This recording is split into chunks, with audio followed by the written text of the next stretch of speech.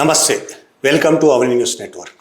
Meenakshi Natarajan Telangana incharge, Congress party incharge AICC నుంచి ఆమె మధ్యప్రదేశ్లో రాజ్యసభ సభ్యురాలుగా రాజ్యసభకు నామినేషన్ వేసింది. ఎలక్షన్స్లో ఆ నామినేషన్ తిరస్కారం గురైంది. ఆ విషయం అంతా తెలుసు. దాని మీద మనం పెద్దగా మాట్లాడుకునేది ఏమీ లేదు, ఎందుకంటే దాదాపు అందరికీ తెలిసిన విషయం అది. ఆమె మీద తెలంగాణ నాంపల్లి కోర్టులో, హైదరాబాద్ నాంపల్లి కోర్టులో ఒక కేసు ఉందని, నిజానికి కేసు కాదు, అది కంప్లైంట్. ఆ కంప్లైంట్ కూడా సీరియస్ అయింది కాదు అనేది అందరికీ తెలిసి అర్థమైపోయింది ఇప్పటికీ.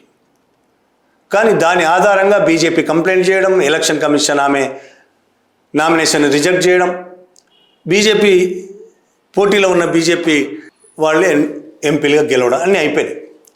అయితే ఈ సందర్భంగా జరిగిన సంఘటనలకు సంబంధించి కొన్ని మాట్లాడుకోవాల్సిన అవసరం ఉంది. ఆమె ఎన్నికల కమిషన్కి, ఆమె తరపున కాంగ్రెస్ పార్టీ ఎన్నికల కమిషన్కి ఫిర్యాదు చేసింది. ఆమె నామినేషన్ రిజెక్ట్ చేసి దాన్ని వ్యతిరేకిస్తూ ఎన్నికల కమిషన్ ఫిర్యాదు చేసి ఎన్నికల కమిషన్ పట్టించుకోలేదు. దాని తర్వాత వాళ్ళు సుప్రీంకోర్టుకి వెళ్ళారు. సుప్రీంకోర్టుకి వెళ్తే సుప్రీంకోర్టు రేపు చూస్తా అని చెప్పింది. రేపు చూడడం అంటేనే అర్థం ఆ రోజు అయిపోతుంది. ఈమె రిజెక్ట్ చేశారు, బీజేపీ వాళ్ళు గెలిచారని ప్రకటిస్తారు. రేపు చూస్తా అని చెప్పింది సుప్రీంకోర్టు. ఆ నెక్స్ట్ డే ఏం చేసింది? ఇది తమకు సంబంధం లేదని తోసేసింది. మరో చోటికి వెళ్ళండి. ఈ మొత్తం వ్యవహారం ఏం జరిగింది ఏంటి దాదాపు దేశ ప్రజలందరికీ ఇప్పుడు పూర్తిగా తెలుసు. ఇది అన్యాయమైన, దుర్మార్గమైన విషయమని ఎన్నికల కమిషన్ కావాలని, బీజేపీ ఎన్నికల కమిషన్తో కావాలని చేయించిందనే విషయం స్పష్టంగా తెలుస్తున్నది. అయితే ఇక్కడ చర్చ ఎక్కడంటే సుప్రీంకోర్టుకు సంబంధించి. మధ్యప్రదేశ్ మాజీ ముఖ్యమంత్రి దిగ్విజయ్ సింగ్ ఓ మాట మాట్లాడాడు. దాని మీద కొంత వివాదం జరిగింది. ఆయన ఏం మాట్లాడాడు మీడియాతో అంటే, బహిరంగంగా దొంగతనం జరిగింది, ఇందులో రాష్ట్ర ప్రభుత్వమే కాదు కేంద్ర ప్రభుత్వం కూడా పాల్పంచుకుంది, ఎన్నికల సంఘం కూడా పాల్పంచుకుంది, ఇంకా చెప్పాలంటే సుప్రీంకోర్టు కూడా అని మాట్లాడాడు దిగ్విజయ్ సింగ్. कि जब चोरी हुई है तो चोरी में सभी शामिल हैं, न केवल राज्य लेकिन केंद्र भी, चुनाव आयोग भी, और माननीय मुझे कहना पड़ रहा है सुप्रीम कोर्ट भी. ఈ విషయంలో ఎన్నికల సంఘం, సుప్రీంకోర్టు కూడా పాల్పంచుకున్నాయని నేను చెప్పక తప్పదు. వారందరూ కుట్ర పన్నారు. సాయంత్రం 4 గంటల తర్వాత మా పిటిషన్కు అర్థమే ఉండదని తెలిసినా సుప్రీంకోర్టు దాన్ని ఎందుకు వాయిదా వేసింది, ఎందుకు వెంటనే విచారించలేదు అని ఆయన ప్రశ్నించాడు. దీంట్లో ఆయన సుప్రీంకోర్టు మీద కూడా వేలెత్తి చూపించాడు. సుప్రీంకోర్టు ఈ కుట్రలో పాలు పంచుకుంది అని దిగ్విజయ్ సింగ్ అన్నాడు. సరే, దిగ్విజయ్ సింగ్ అన్నదాని సరైందా కాదా చర్చ దేశవ్యాప్తంగా సాగుతుంది. ఇప్పుడు జరగాల్సిందే. ప్రస్తుతం సుప్రీంకోర్టు వ్యవహారాలు, సుప్రీంకోర్టు జడ్జిల వ్యవహారాలు ఎలా ఉన్నాయని దేశవ్యాప్తంగా చర్చ జరగాల్సిందే. అయితే దిగ్విజయ్ సింగ్ అన్న ఈ విషయం మీద Indore mayor Pushpamitra Bhargava solicitor general Tushar మెహతాకు ఒక లేఖ రాశారు. ఎవరు? ఇండోర్ మేయర్ పుష్పమిత్ర భార్గవ. ఏమని? 1971 కోర్టు ధిక్కరణ చట్టం కింద క్రిమినల్ కోర్టు ధిక్కరణ కేసు నమోదు చేయాలని డిమాండ్ చేశారు. ఆయన కోర్టు మీద వ్యాఖ్యానించాడు కాబట్టి దిగ్విజయ్ సింగ్, ఇది కోర్టు ధిక్కరణ, దీని మీద ఆయన మీద కేసు నమోదు చేయాలని తుషార్ మెహతాకు లేఖ రాశారు. ఆయన నిజంగానే ఇది కోర్టు ధిక్కరణ నేరమా కాదా, ఈ విషయాలన్నీ ఖచ్చితంగా దేశవ్యాప్తంగా చర్చ జరగాల్సిందే. చర్చకి విమర్శకి అతీతం కాదు సుప్రీంకోర్టు కూడా. సుప్రీంకోర్టు ఏ విధంగా ఉందనే విషయం ఈ మధ్య మద్రాస్ హైకోర్టు ఒక ఆర్డర్ ఇచ్చింది, ఒక తీర్పు చెప్పింది. సుప్రీంకోర్టు మీద కూడా విమర్శలు చేసింది. అది ఎన్నికల పిటిషన్లకు సంబంధించి. ఇప్పుడు ఈ ఎన్నికల పిటిషన్ కేసు కాబట్టి అది కూడా మద్రాస్ హైకోర్టు కూడా ఇదే విషయం, ఎన్నికల పిటిషన్కి సంబంధించి 2016లో ఉన్న పిటిషను 2026 దాకా పట్టించుకోకపోవడము. అంటే 2016లో పిటిషన్ కాదు, 2019లో పిటిషను, 2016లో జరిగిన సంఘటన 2019లో పిటిషన్ను 2026 దాకా పట్టించుకోకపోవడం వల్ల అన్యాయం ఎలా జరిగింది, కోర్టు తీర్పును లేట్ చేయడం వల్ల అన్యాయం ఎలా జరిగింది చెప్తూ కోర్టు మీద సీరియస్ వ్యాఖ్యలు చేసింది మద్రాస్ హైకోర్టు. సేమ్ అట్లాంటిదే ఇది కూడా. అయితే ఇందులో ఈ కేసు సుప్రీంకోర్టు తిరస్కరించిన తర్వాత, నటరాజన్ పిటిషన్ తిరస్కరించిన తర్వాత చాలా విషయాలు బయటకు వస్తున్నాయి. ఈ కేసు తిరస్కరించింది justice Prashant Kumar Mishra, justice S చందూర్కర్లతో కూడిన ధర్మాసనం. వాళ్ళు తిరస్కరించారు. అయితే ఈ తిరస్కరించిన తర్వాత ఈ జస్టిస్ ప్రశాంత్ కుమార్ మిశ్రాకు సంబంధించిన కొన్ని విషయాలు బయటకు వచ్చినాయి. ఖచ్చితంగా మనం మాట్లాడుకోవాల్సిన విషయం. ఇది దేశం ముందు ఉన్నది, కోర్టుల్లో కూడా ఉన్నాయి విషయాలు. ఈయన మే 19, 2023 సుప్రీంకోర్టు జడ్జిగా ఎంపికయ్యారు. ఈయన ఎంపికైన తర్వాత ఈయన కుమారుడు కొడుకు పద్మేష్ మిశ్రా అక్టోబర్, ఈయన మేలో ఎంపికయ్యారు సుప్రీంకోర్టు. అక్టోబర్ 2023 ఢిల్లీ హైకోర్టులో ఈడీ తరపున 3 సంవత్సరాల కాలానికి రిటైనర్ కౌన్సిల్గా నియమితులయ్యారు. మేలో ఈయన సుప్రీంకోర్టు జస్టిస్గా ప్రశాంత్ కుమార్ మిశ్రా ఎంపికయ్యారు. తర్వాత ఆయన కొడుకు ఢిల్లీ హైకోర్టులో ఈడీ తరపున 3 సంవత్సరాల కాలానికి రిటైనర్ కౌన్సిల్గా నియమితులయ్యారు. మార్చి 2024 Delhi lieutenant governor office services department తరపున, ఈ రెండింటి తరపున స్పెషల్ కౌన్సిల్గా నియమితులయ్యారు. ఇది కేంద్ర ప్రభుత్వ సంబంధిత పదవి. ఈ 2 ఆయనకు సంబంధించి.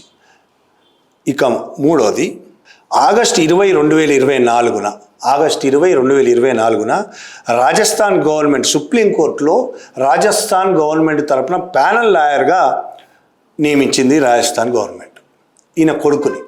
ఎప్పుడు 2024 ఆగస్టు 20న సుప్రీంకోర్టులో రాజస్థాన్ ప్రభుత్వం తరపున ప్యానల్ లాయర్గా నియమించింది. ఆ తర్వాత 3 రోజులకు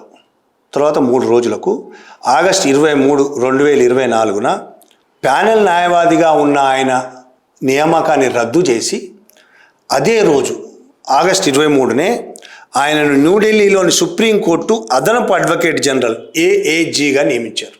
ఎప్పుడు 2024 ఆగస్టు 23. యాక్చువల్గా ఆగస్టు 23 అంటే ఈయన నియమించబడిన రోజే రాజస్థాన్ ప్రభుత్వము ఒక చట్టాన్ని చేంజ్ చేసింది.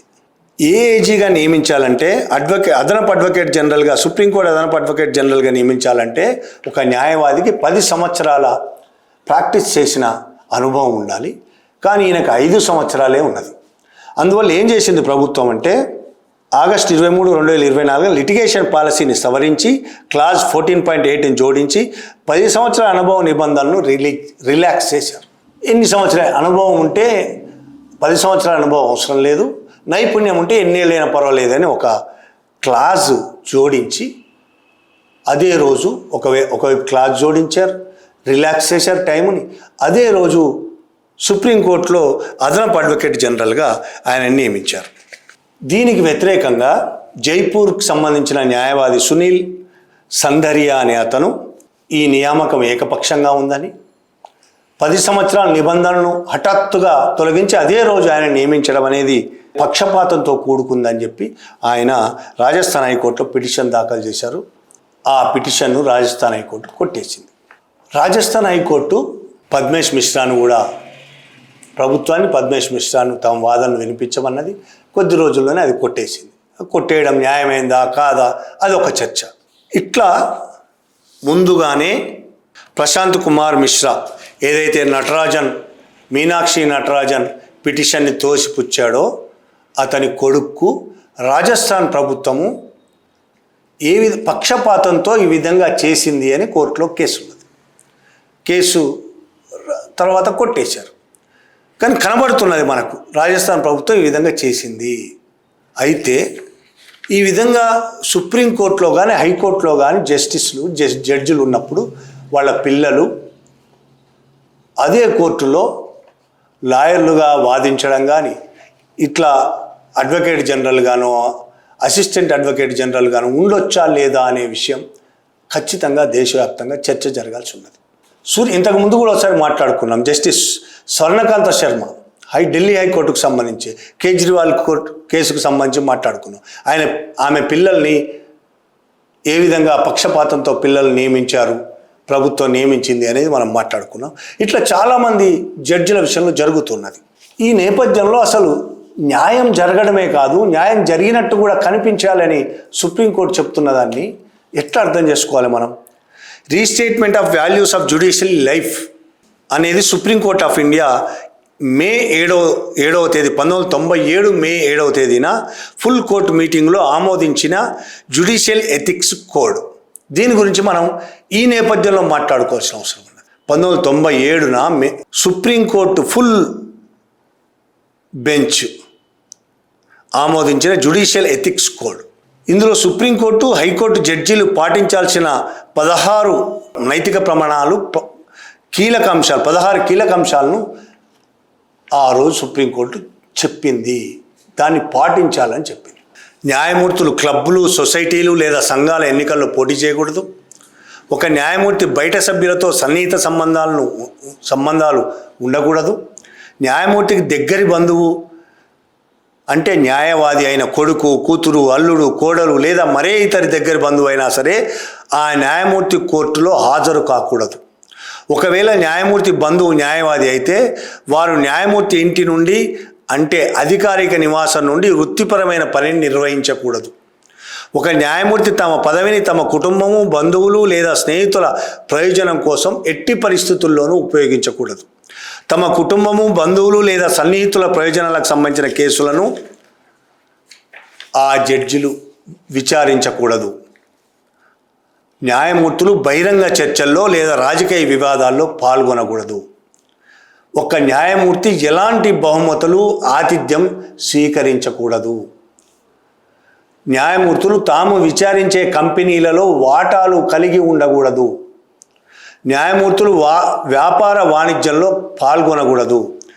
అలాగే న్యాయమూర్తులు నిధుల సమీకరణలో పాలు పంచుకోకూడదు.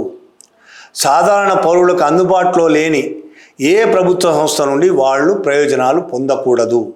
ఇది జ్యుడిషియల్ ఎథిక్స్ కోడ్ 1997లో సుప్రీంకోర్టు ఫుల్ కోర్టు మీటింగ్లో ఆమోదించింది.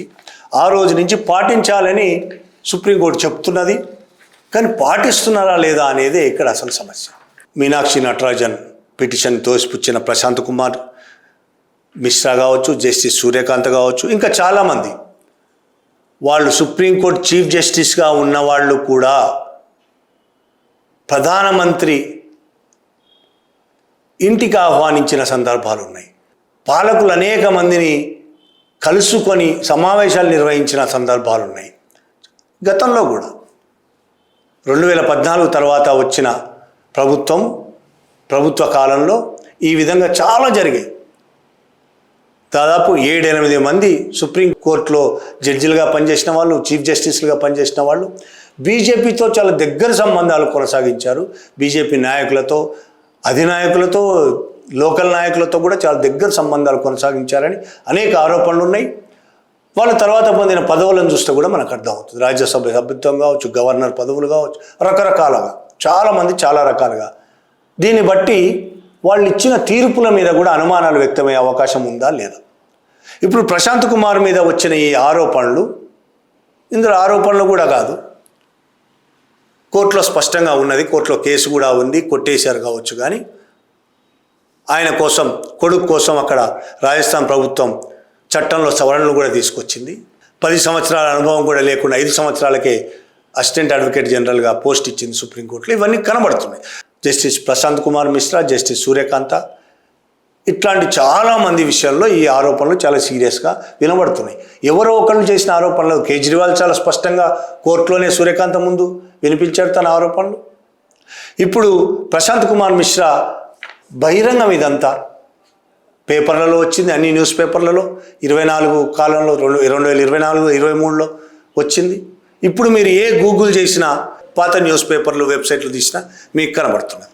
ఇప్పుడు ఇదంతా విన్న తర్వాత మీనాక్షి నటరాజన్ విషయంలో సుప్రీంకోర్టు కూడా కుట్రలో పాలు పంచుకున్నది. ఆమె ఎంపీ కాకుండా అడ్డుకోవడానికి జరిగిన కుట్రలో సుప్రీంకోర్టు కూడా పాలు పంచుకున్నది అని దిగ్విజయ్ సింగ్ అన్న మాటలు తప్ప ఒప్ప అనేది మీరే నిర్ణయించుకోవాల్సిన అవసరం ఉన్నది.